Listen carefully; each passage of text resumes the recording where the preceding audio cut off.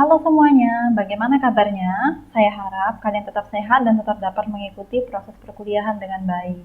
Nah, pada hari ini, dalam mata kuliah kita tentang masalah nilai awal dan syarat batas, kita akan membahas salah satu model pertumbuhan kontinu, yaitu model pertumbuhan logistik. Nah, ini kita lanjut aja ya. Nah, ini persamaan logistik itu yang seperti apa? Nah, pada pemodelan populasi yang sebelumnya, kita mengasumsikan bahwa populasi itu tumbuh secara eksponensial dari populasi awal. Artinya apa? Dia naik terus-menerus gitu ya. Semakin besar waktunya dia semakin naik. Semakin T-nya menuju tak hingga atau waktunya menuju ke tak hingga, maka nanti grafiknya akan semakin naik. Tidak ada penurunan. Nah, di sini bisa kita lihat bahwa rata-rata pertumbuhannya itu ditentukan oleh parameter K. Kemarin ya, dapat diperhatikan bahwa jika K-nya itu nanti bernilai besar, maka pertumbuhan populasi menjadi semakin cepat. Begitu pula sebaliknya. Parameter ini itu menunjukkan perbedaan ukuran dan penyebaran populasi untuk K besar dan K kecil. Nah, tapi faktanya seperti apa? Di alam itu kebanyakan populasi tidak tumbuh secara eksponensial murni. Artinya ada satu titik di mana nanti populasi itu tidak naik tapi menuju ke suatu titik tertentu. Jika mengikuti model eksponensial, maka populasi itu akan tumbuh menuju tak hingga, jika waktunya itu juga menuju ke tak hingga. Nah, ini kan tidak realistik ya teman-teman ya. Jadi misalkan kita waktunya menuju ke tak hingga, nanti ada populasi, anggaplah populasi kelinci, maka nanti jumlah kelinci juga menjadi tak hingga banyaknya. Nah, kalau seperti itu tempatnya seperti apa? Nanti terus apakah cukup, apakah tidak overcrowded, atau nanti mungkin makanannya dari mana gitu. Nah, faktor-faktor ini itu juga perlu kita nanti masukkan. Sehingga untuk membuat pemodelan yang lebih realistik, kita nanti memerlukan asumsi bahwa untuk populasi yang lebih besar, maka mereka akan lebih kompetitif. Kompetitif dalam hal apa? Ya tadi, berebut makanan, berebut tempat untuk tinggal gitu. Nah, bagi yang tidak bisa melalui hal itu, ya dia akan mati begitu. Nah, oleh sebab itu, di sini kita punya model baru. Anggaplah itu adalah dP per dt sama dengan HP kali P sama dengan FP. Di mana nanti kalau dari model ini rata-rata pertumbuhannya tergantung pada ukuran populasi itu sendiri. Yaitu yang ini ya. Ini HP ini nanti akan jadi rata-rata pertumbuhannya gitu.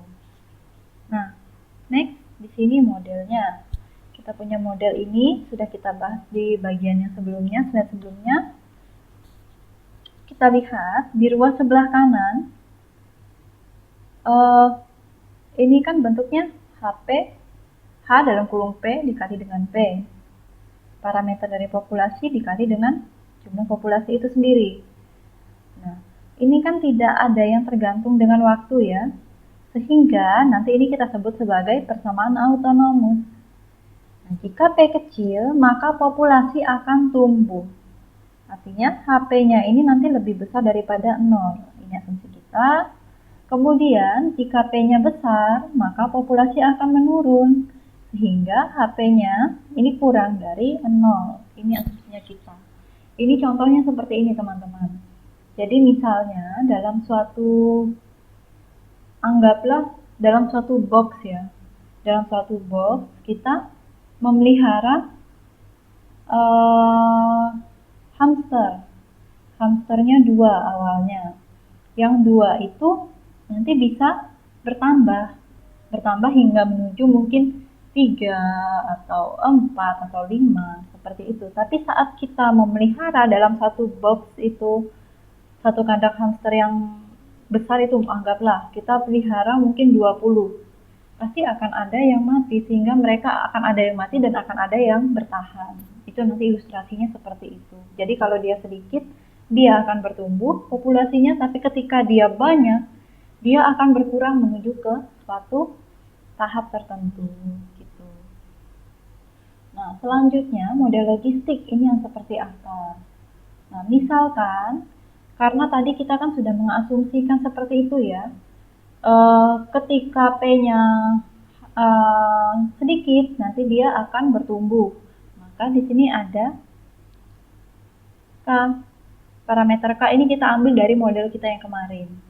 Kemudian ketika dia nanti besar atau populasinya itu besar atau banyak, maka kita mengambil parameter min A, kemudian dikali dengan jumlah populasinya. Sehingga nanti jika P-nya kecil, HP-nya ini akan mendekati K. Dan jika P-nya besar, maka HP-nya ini akan mendekati min AP. Nah, ini nanti kita substitusi. HP-nya ini nilai HP, kita substitusikan ke DP-nya. Sehingga nanti kita dapat K itu kali 1 min P per, ini K besar. K yang ini beda dengan K yang di depan ini ya. Dikali dengan P. Dimana K ini sama dengan K kecil per A. Nah, nanti persamaan ini yang kita kenal sebagai persamaan logistik.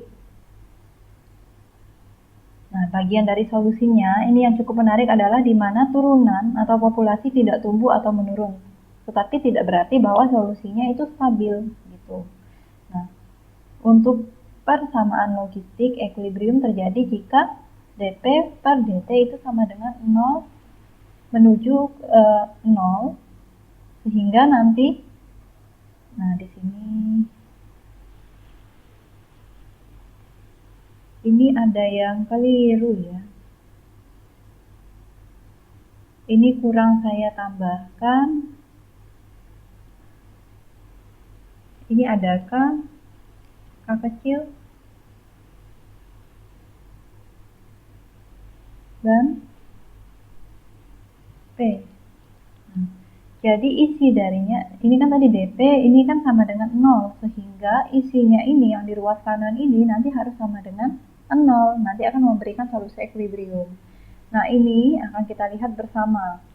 Kita lihat di Word saja biar agak gampang. Nah, ini yang saya sampaikan tadi, nanti silahkan teman-teman coba sendiri. Kalau benar, nanti ketika yang 6.2 ini disubstitusikan ke 6.1, maka kita akan dapatkan persamaan ini. Dengan K itu sama dengan K kapital itu sama dengan K kecil per A. Gitu. Nah, selanjutnya solusi equilibrium itu tadi yang seperti apa? Nah, ini ada dP per dt itu sama dengan 0. Selanjutnya, ini ada K kali 1 min P per K. Ini sama dengan kali P itu sama dengan 0. Nah, ini kan sudah dalam bentuk pemfaktoran ya. Berarti saya boleh tulis begini dong ya. K dikali 1 min P per K itu sama dengan 0 atau P-nya yang sama dengan 0. Nah, selanjutnya kalau yang di sini kan sudah jelas ya, nanti P sama dengan 0. Ini salah satu solusi equilibrium yang sudah kita dapat langsung. Nah, kemudian yang di sebelah sini harus kita proses lagi. Nah, kalau kita lihat di sini, kita sederhanakan dulu. Di sini ada K. K-nya mau kita hilangkan. Kalau mau kita hilangkan, kalau mau kita sederhanakan, dia kedua ruas harus kita bagi dengan K. Sehingga nanti kita dapat ini ya, 1 min P per K kapital sama dengan 0. Atau P per K kapital itu sama dengan 1. Sehingga P itu nanti sama dengan K kapital. Nah, sehingga nanti kita peroleh solusi equilibriumnya itu sama dengan P sama dengan 0 dan P sama dengan K. Nah, di sini nanti mungkin teman-teman kita bisa lihat bersama-sama. Kita masuk ke solusi equilibriumnya. Ini. Equilibrium itu seringkali kita sebut sebagai critical point. Dan jika kita melihat kembali ke masalah logistik dan titik-titik kritisnya, kita akan membahas stabilitas dari titik-titik kritisnya. Nah, misalnya kita asumsikan untuk P lebih kecil dari populasi tumbuh. Tapi untuk P, misalkan kita asumsikan untuk P kecil, populasi itu akan tumbuh. Tetapi untuk P besar, populasi itu akan menurun. Sehingga kita peroleh seperti ini. Saat P-nya kecil, teman-teman bisa lihat di sini, saat P-nya di antara 0 sampai K, nanti dia akan menuju ke solusi equilibriumnya. Solusi equilibriumnya ini ya, si K ini. Nanti dia berupa garis yang akan terus ke arah sana, tergantung waktunya, terhadap waktu dia. Nah, jika populasinya nanti di sekitaran sini, di bawah sini, nanti semuanya ini akan sifatnya akan naik ke atas menuju ke equilibrium, tapi tidak akan melebihi equilibriumnya. Nah, yang di atas bagaimana? Kalau yang di atas equilibrium ini nanti akan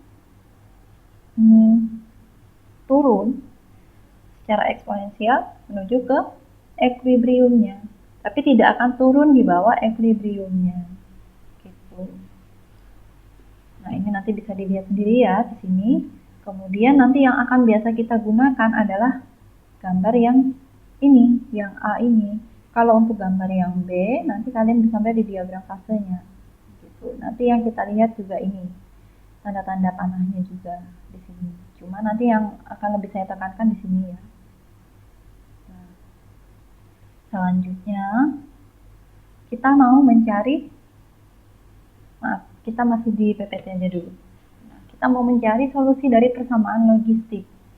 Nah, dengan menggunakan metode penyelesaian PD separabel, nah, kita bisa mengerjakan persamaan ini. Kita bisa mencari hasil dari persamaan ini, yaitu kedua ruasnya nanti, ini nanti yang DP kita satukan dengan yang DP, DT sendiri, sehingga nanti kita peroleh dua ruas ini kita integralkan sedemikian sehingga nanti kita peroleh solusi ini. Nah, selanjutnya ini langkah-langkahnya secara detail ini sudah saya rangkum di sini. Nah, ini ya. Tadi dari persamaan 6.1 ini kan tadi ada DP per DT. Nah, sekarang kita satukan yang P itu dengan DP, yang K konstantanya ini dengan yang DT, sehingga nanti kita peroleh hasil seperti ini. Nah, ini kan DP ini bisa di sini ya, jadi jangan bingung kalau saya tulis bentuk 1 min P per K kali P. Nah, ini dapat kita sederhanakan bentuk ini, karena kalau langsung diintegralkan kan susah ya. Nah, kita sederhanakan dengan menggunakan pecahan parsial, sehingga kita peroleh nanti pecahan parsialnya itu ini adalah bentuk dari suatu bilangan, anggaplah A per 1 min P per K ditambah B per P, sehingga nanti kita peroleh seperti ini bentuknya. Tekniknya 1 per ini, penyebutnya ini sama dengan AP ditambah B kali 1 min P per K per pembilangnya di sini sama. Nah, seperti yang kita lihat, pembilangnya kan sudah sama. Jadi kita fokus ke atasnya, penyebutnya. Maaf, ini ya. Oh, ini malah pembilangnya, ini pembilangnya. Penyebutnya kan sudah sama. Tinggal kita fokus pada pembilangnya, yaitu yang ini, atau persamaan 6.3. Nah, supaya mempermudah untuk mencari nilai A dan B, kita cari titik P yang ideal. P yang seperti apa yang ideal? Nah, P yang ideal itu adalah P yang nanti membuat keduanya ini jadi 0, merupakan faktor 0 dari keduanya ini, yaitu P sama dengan 0 atau P sama dengan K, atau tadi solusi equilibriumnya ya. Nah, untuk P sama dengan 0 kita peroleh ini 1 sama dengan B, sehingga nanti di B ini sama dengan 1. Jadi ini 1 per P. Kemudian selanjutnya untuk P sama dengan K, kita akan peroleh A itu sama dengan 1 per K. Sehingga nanti kita peroleh hasilnya, ini ya, hasilnya. Nah, 1 per K ini bisa saya sederhanakan lagi. 1 per K kita kalikan dengan 1 per 1 min P per K. Sehingga nanti kita peroleh 1 per, karena K-nya sudah kita kalikan, K dikali 1 kan K. Dikurangi dengan K dikali P per K, yaitu P. K min P ditambah 1 per P. Nah, kemudian ini bentuk ini kita bawa kembali ke bentuk integralnya, sehingga kita peroleh ini bentuk integralnya. Nah, yang paling mudah kan ini ya, kita integralkan, kita peroleh nilai KT. KT, kemudian C-nya nanti kita akan bahas. Ini kita integralkan juga, sehingga kita peroleh ln K min P. Kemudian karena ini ada tanda negatif, maka di sini ada tanda min. supaya ketika nanti kita turunkan lagi, hasilnya itu sama dengan yang di atas ini. Begitu. Nah, ini sama dengan KT ditambah C. C ini saya gabungkan C yang ada di sini karena ini integral tak tentu ya. Jadi harus ada konstanta, harus ada plus C-nya, plus konstantanya. Sehingga supaya penulisannya lebih ringkas, karena nanti pada akhirnya kan yang konstanta dijadikan satu, sehingga saya tulis di sini saja ditambah C gitu. Jadi semuanya saya jadikan satu di ruas kanan. Nah, selanjutnya supaya lebih mudah, supaya lebih rapi, saya buat bentuknya seperti ini. Kemudian seperti yang kalian lihat, kalau bentuknya seperti ini kan bisa kita buat jadi bentuk pembagian ya. Jadi seperti ini ya. Nah, bisa kita buat ke dalam bentuk ini. Kemudian yang mau kita cari itu adalah P-nya. Sehingga ini kita ubah ke bentuk lain, yaitu bentuk E pangkat LAN. Sehingga nanti di sini juga jadi E pangkat KT tambah C-nya.